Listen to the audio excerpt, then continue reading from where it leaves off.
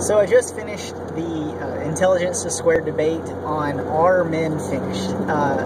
Certainly a very intriguing title, which proved to be so in the debate as well. I wasn't so sure what the debate would actually be about at the beginning, but it was pretty obvious from the get-go that it was basically saying that men's dominance of the world is finished, and it was probably the first debate I've ever heard of where the number of people who changed their minds was the largest. They changed by like 40%. And I think probably the reason why they won the debate, apart from the fact that the premise seemed to hold true, is most people probably hadn't thought about this in this context, but the people arguing for the motion nailed it by clearly defining it that men's dominance has ended. Of course, the opponents were trying to argue that men can't be finished because eventually we'll just have equilibrium. To say that men will be, completely done for and become completely useless to society is absurd. But this is actually something that I debated with some of my friends in college. We saw this trend a while ago that women are becoming, they're better at school. My valedictorian in my high school was a girl. There was a girl who was the best in our class, in the top of our class in college. So it certainly seems, we saw kind of like the writing on the wall that women are becoming superior in terms of excelling in lots of areas in the world, in economics. I think they're better at playing the game of education. Now, you can't say that one's more intelligent than the other, because when you look at it from the testing standpoint, well, actually, I don't know. It seems like they even argue that when you look at their intelligence, they're the same, but yet women seem to be doing better on all the standardized tests and everything like that. So, I don't know, are women smarter than men? It doesn't seem that way. Or maybe it's just me being a chauvinist and not willing to admit that women are smarter. I would certainly say, I don't know. I feel like I'm letting all the guys down. For my own personal life, I don't feel like I'm less intelligent than my wife. My wife would probably argue that I'm more intelligent than her. And I don't see that as being one more intelligent than the other. I think my wife is very wise. I definitely see it as more of a balancing. I married my wife because we complement each other in different ways, where I'm stronger in other areas, she's stronger in other areas where I'm weak. And where she's weak, I'm stronger in. So I don't see it as one being greater than the other. But as from a societal view, yeah, it seems like men's role in society has been greatly diminished. And here's what's more troubling than, and this is probably what's on the back of everybody's mind on this growing trend, is that I can't remember the name of the anthropologist. It was a female anthropologist, and she did a study on, I think it was Margaret Mead. She did a study on societies where she looked at what happens in men's society where women, they become of less value. And unfortunately, in all those societies where men tend to lose their value in society, this whole society falls apart. And it's not because women aren't strong enough to take it over. It's unfortunate in the fact that we all know that men are more violent. You look at all the homicide rates, you look at the abuse cases and stuff like that. And unfortunately, when the vast majority of men, as this trend continues, that we see more men unemployed, men continue to feel undervalued, you're going to see a probably even greater rise, hostility of aggression of men towards women. Maybe I'm wrong, and maybe that the trend is now that they're becoming more effeminate, and they'll be less likely to do those things, and there probably will become more of a balance where more men enter into what were formerly thought of as female roles. And so it probably is that it will just become more of a balance. This is probably what the other people should have debated as well, is that, because, men, for whatever reason, do judge themselves against women. and men don't want to be seen as being a female, whereas women, we've had this drive by the feminist movement to be extremely competitive against men to beat us. And so I guess why you would argue then, if that's the case, if men are driven to be so competitive against women, why are they not exceeding women in all these other statistics that they've shown, such as education, employment, and things like that? But then again, the other people argue, well, men still own the vast majority of the wealth. Like 99% of the wealth in the world, or not 99, 90-something percent, is owned by men.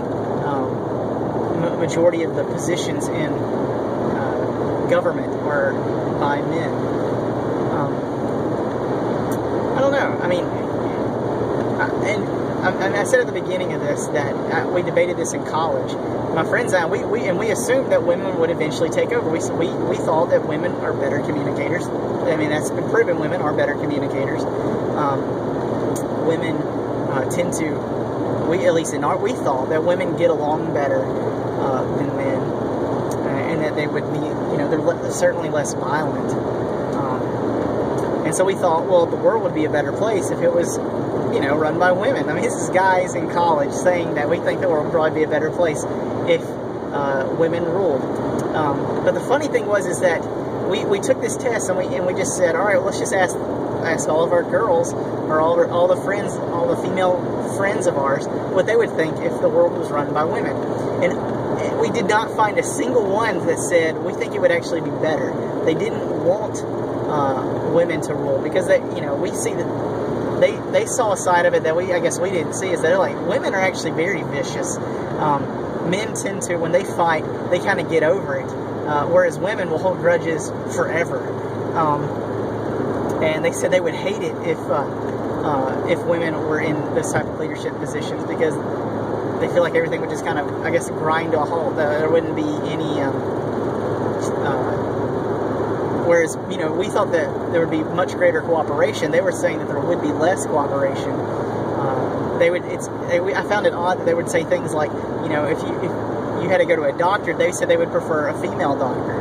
I mean, they preferred a male doctor over a female doctor, or they prefer male professors over female professors. And so, is it because of reflection on the biases we've already had and then have been fed into their minds that men in these certain areas should stay men, or is it that they really saw some sort of benefit to a male in a certain position over a female? So I don't know. I mean, I can say from my perspective that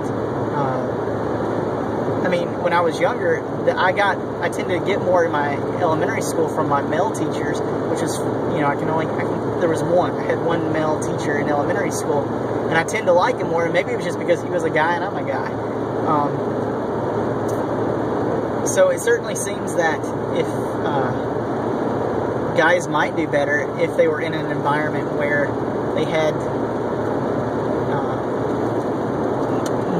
more male leaders to show them what it is that they're supposed to be doing. They have no leadership, whereas women have had men to emulate, and so that's what they have a target to go after, whereas men don't have a target to go after. I don't know. Again, they didn't change my mind, because I already assumed that men are finished anyways. Like I said, unfortunately, I think what the end result is going to be is men are going to have start up a massive war like we've always done, and we'll end up killing all of each other, and maybe the women will take over them. So from another perspective, so of course this kind of butts heads with the Christian framework that even from a biblical standpoint, men are to be head of their households, they're to lead their wives, and if the women are supposedly better at it, then why don't they? And I think what I find interesting is that as women have, they've risen to the challenge of challenging men to say that they can do anything that a man can do and that they can do it better, and the men in ways have just said, all right, fine, if you want it, do it, take over. And so what other statistics they didn't share which I find intriguing, is that as women have risen in power, they've gained more responsibilities. Their level of depression has also, like, there's way more women that are on antidepressants than there are men. And maybe it is because they've had to carry on those other additional responsibilities that they've had to carry, such as dealing with the family, and now they're also having the expectation of working outside the home. So, and now they have children and working outside the home. I can see why that'd be extremely depressing. It's not that way in my household. I prefer my wife to not work, but she works because she wants to, and I'm more than welcome to that. But it's a lot more difficult. I mean, and I make more money than my wife, but I know that's not true in all circumstances. I know where other marriages where the wife makes more than the husband's. And when you find those situations, the husband does become devalued, even if he does kind of take care of the children. I think maybe it's because men just haven't accepted the fact that it's okay to work from home. I don't see anywhere in the Bible that says that it's wrong. I mean, men are actually supposed to educate their children. So I don't see, there was nothing in the Bible that says that women shouldn't work. They look at the Proverbs 31 wife. I mean, she actually, it says in there that she worked, that she would stay up late making things to sell in the market. So I don't see anything in there in the biblical context that said that women can't work. The only instances in the Bible where it talks about how women are to be submissive to their husbands, and they're to be, Paul makes a comment about them being quiet in the church and stuff like that. And even from Paul's perspective, it's not because women are less value or of less importance, but that it's what God had ordained, and he even says that God made Adam first and women from men. It's just the way things are. And of course, we're bucking the trends against society that says, well, it doesn't have to be that way. Why does it have to be that way? That it's butting up against a biblical paradigm or a biblical belief system. So, what does that mean? I mean, it means we're going to continue to see probably deterioration of marriages and families because, men and women don't see the need for each other in those contexts. They don't see each other.